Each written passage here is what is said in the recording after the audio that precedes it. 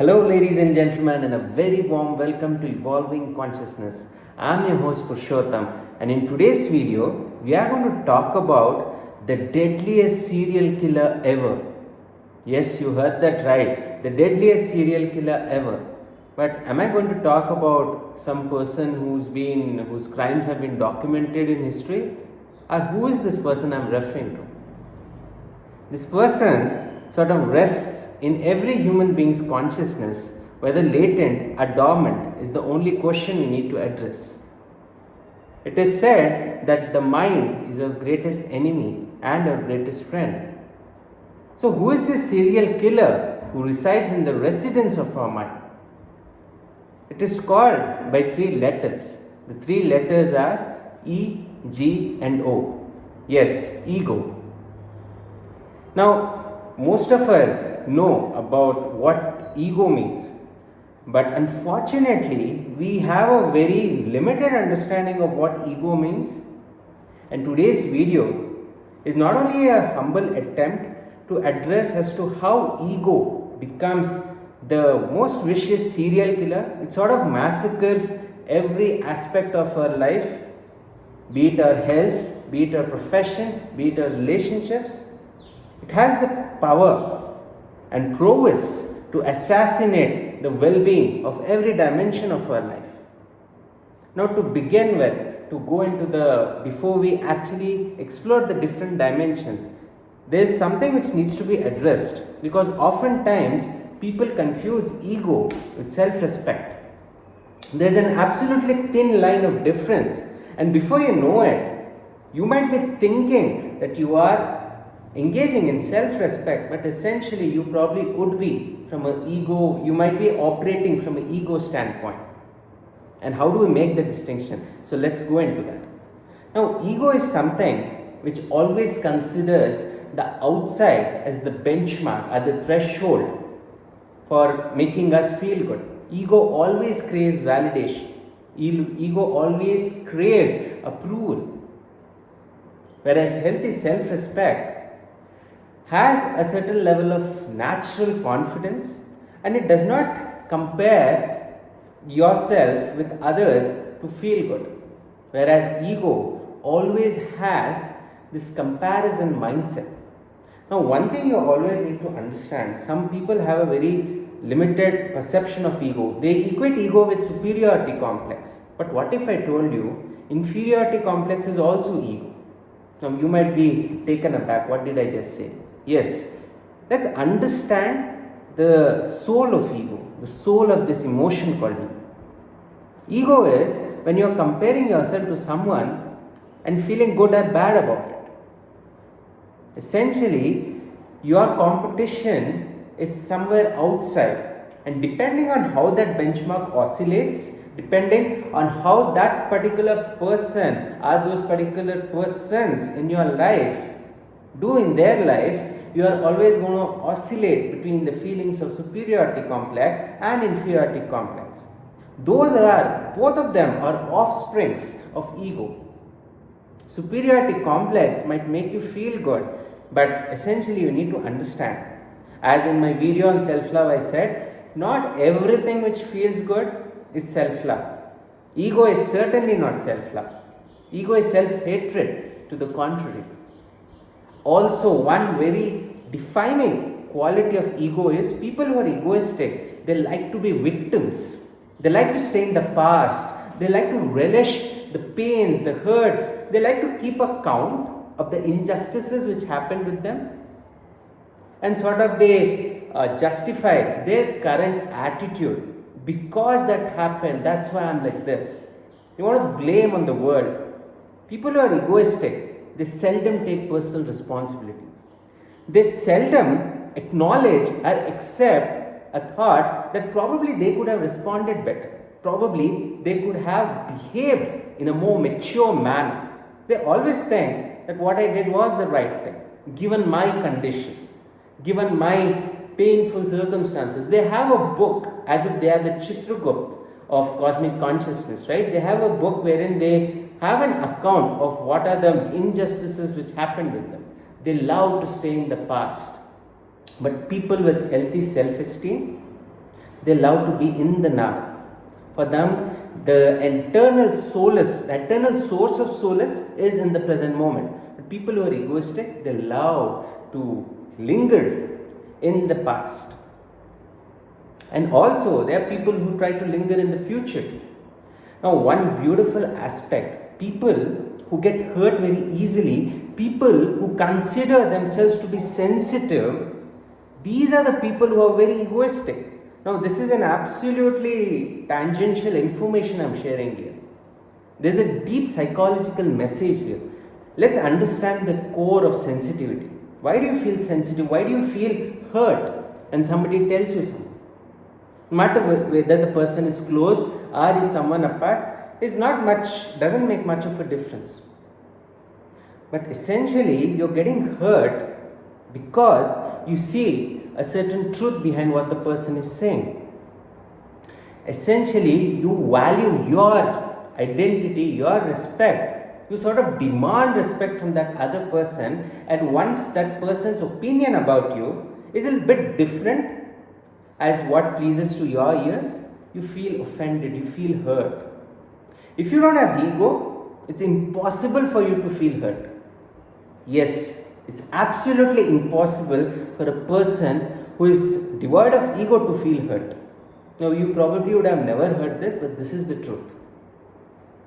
You cannot be hurt if you don't have ego. That's the reason why people who are enlightened, they don't get hurt, because they don't have ego.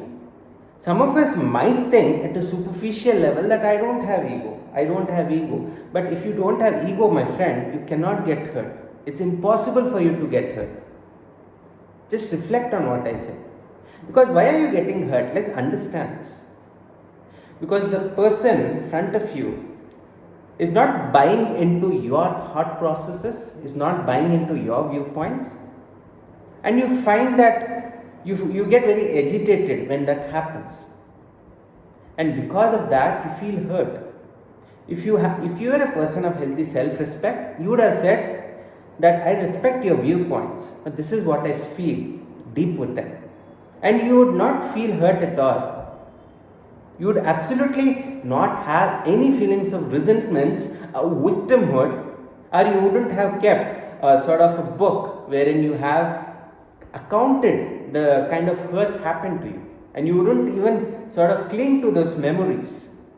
People who are egoistic, they always have defense mechanisms. They always have justifications for their own wrongdoings. Oh, because that happened with me, so this is the reason why I am behaving this way.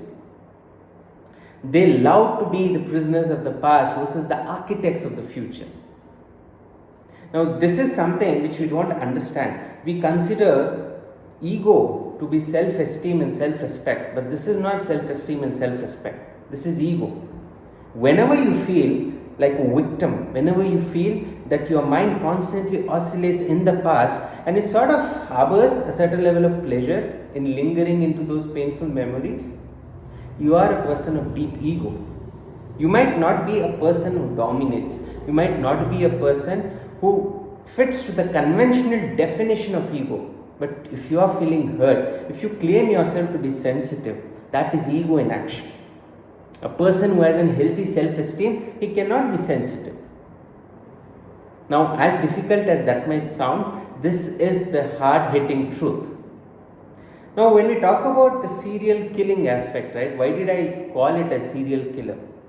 Simple reason is that ego has so many different manifestations. The immediate direct manifestation is on relationships. There's a beautiful quote which says, ego is the 3-letter word which kills the 7-letter word called relationship. Such detrimental effect it has on our relationships. Now, this is very evident. I don't need a lot of explanation for you to understand what this means. People who get very hurt are people who are very sensitive. They are seldom able to harbor long-lasting relationships because they are scared of getting hurt. They are scared of letting their expectations, they are scared of their dreams getting broken. Why? Because they want something outside to make them feel good. Essentially, they are not in peace with themselves and they are heavily dependent on the outside world to make themselves feel good. That's why they call themselves sensitive, but essentially they are slaves to the outside world. They want to fix the outside world so that it suits their inside. But what they fail to acknowledge is this: 100% can never happen the way you want it. Not everything around you will happen the way you want it.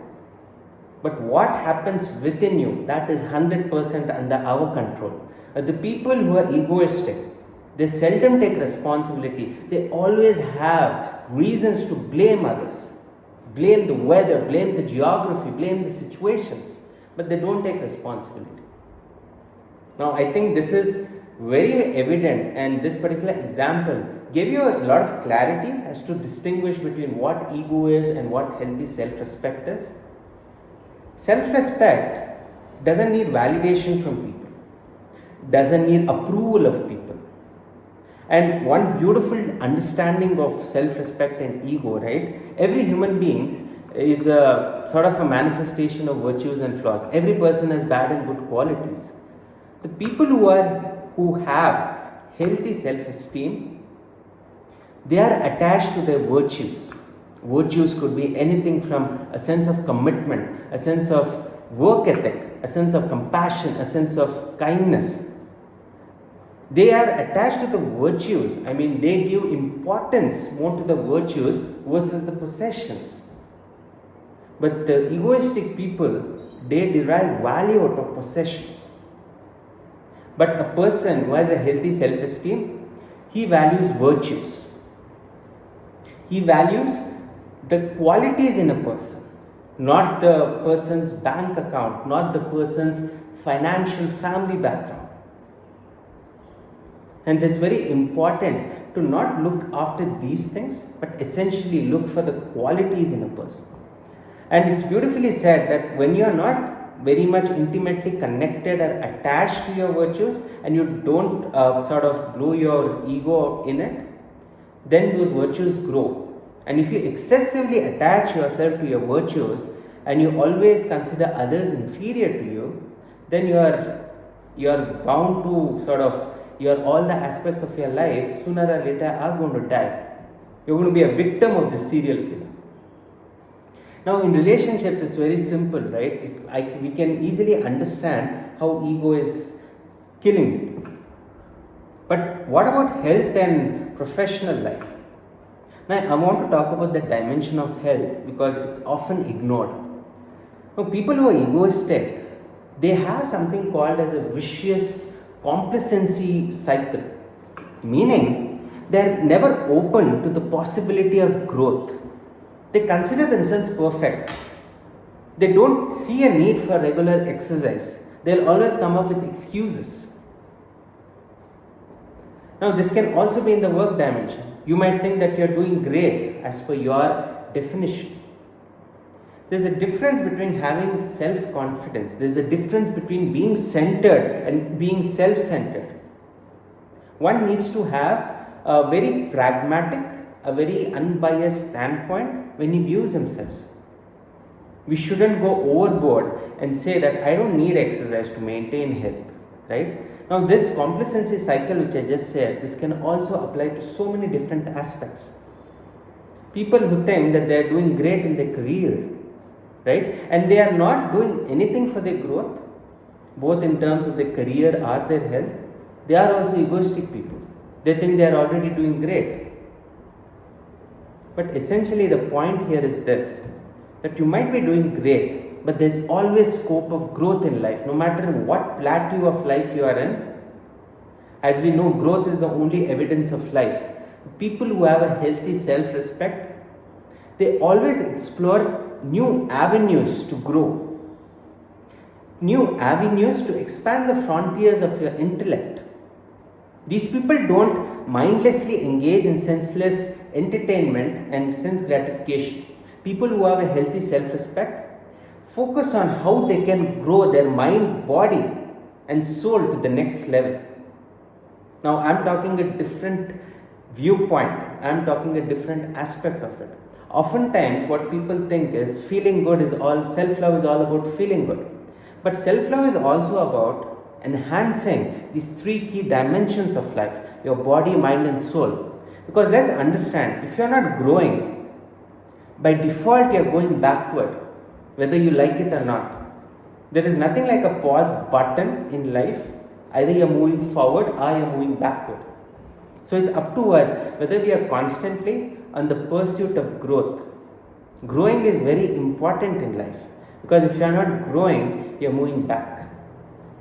And people who have a healthy self-respect, people who don't have ego, they always seek out opportunities to grow, because they acknowledge this fact that their understanding is limited. They humbly acknowledge this fact. They don't feel inferior, but they are open to see this possibility. People who have an ego, even though their intellectual prowess and their understanding might be limited, they will always come up with a defense mechanism which suggests that they know everything. They are justified in doing what they are doing. But that's not healthy self-esteem. Healthy self-esteem is when you are open to the other viewpoints without feeling uncentered or without feeling dejected in any way. I hope this narrative of ego versus self-esteem made a lot of sense to you. And how does it kill a professional upbringing, right? So when we work in a particular setting, there is seldom choice for solo work. You always need to collaborate in a team. And no matter which corporate ladder your position is, there are instances where you need to collaborate with people in working at a lower experience level as you are. And if you think that what this other person might think if I go and ask this question, now this is a very common thing which happens in the corporate world, right? Now people who have an active ego, they always think what the other person is thinking about them. They are always very insecure about the world's opinion about them. Now this is what I wanted to address, because oftentimes what people think that ego means superiority complex. No, that's wrong. Ego essentially means that you are comparing your own sense of worth with the world. Either it's superior or inferior, that's a different ballgame. Essentially, you are always in this mode of comparison. Instead, comparison is thief of joy. Because you are seeking validation and you are thinking what that person will think when I ask this question. Now, this will always give you a sort of a reason why not to ask. Now, this can also happen with your seniors. You might be thinking what that person might be thinking if it turns out to be a silly question. This is the short way to stop your learning curve, to slow down your learning curve. Now, when I was doing my masters in IIT Madras, in each of the sessions, I used to ask a lot of questions. So much so that one of the professors called me Christopher Columbus. And when I celebrated my birthday in IIT Madras, they, in the cake of that birthday cake, instead of writing my name, they kept it as question bank. Because very early in life, I realized this, that whenever I am not asking a question, I'm sort of cheating myself and I'm sort of making this very wrong choice when I'm getting a question and I'm not asking at the very go, because of the fear of what the others will think. That is a very bad way to live. That's why I always used to ask questions in every of my class, no matter how stupid that question might seem. Because early in my life, I realized during my school days that when I was not so vocal about asking questions, those results were eminent. Because at that point of time, if I didn't ask questions, those questions would pile up and there was no sure shot way of getting all the answers. And later when I entered my college and when I did my masters in IIT Madras, I realized the importance of sort of facing the fear of looking stupid in front of the audience. Oftentimes why we don't ask questions when we are in a classroom of a huge population, because we fear we'll be called stupid. I mean, this is a very simple, probably many of you might be able to relate to this. Now, this is an example I gave to make you understand how ego sort of manifests in so many different colors and hues. Ego can manifest in so many different levels. There are countless manifestations. And it won't be a wrong aspect to say that ego is the source of all fears. Fear of disrespect. Now, why do we sort of delay certain things, right? We fear getting disrespected. But we are not getting feared because of our self-respect. Essentially, ego is always demanding of respect. It's always like we are begging for respect. Self-respect does not beg for respect. Self-respect does not feel hurt when the person in front of you is not giving respect.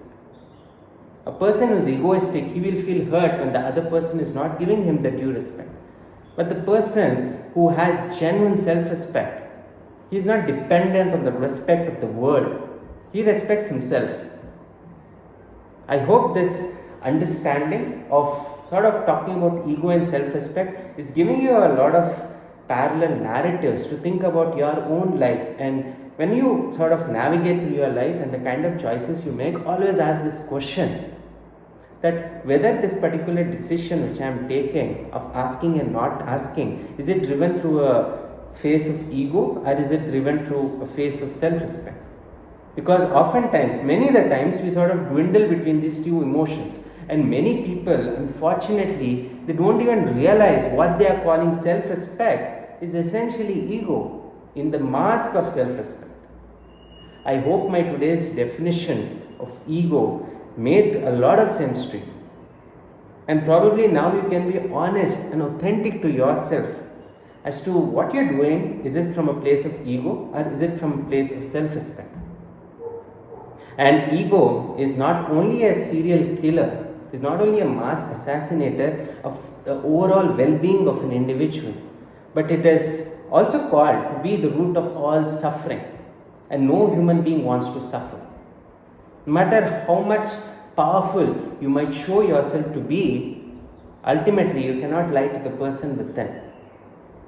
I hope my today's video brought a lot of value and brought a lot of sense within you, and gave you a certain kind of a filter to help you judge what is coming from a place of ego and what is coming from a place of self-esteem. Because let's realize and acknowledge that no human being is free of these qualities. No human being is free of ego. If you are free, that means you are enlightened. Don't say that you don't have ego, because if you don't have ego, you are enlightened, and not everyone is enlightened. So we need to stop lying to ourselves that we don't have ego. But if we have the tendency to get hurt, we have this element called ego.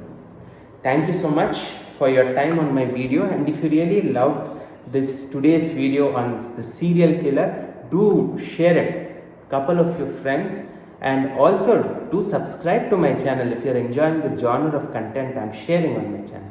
Thank you so much, and I'll meet you in the next video.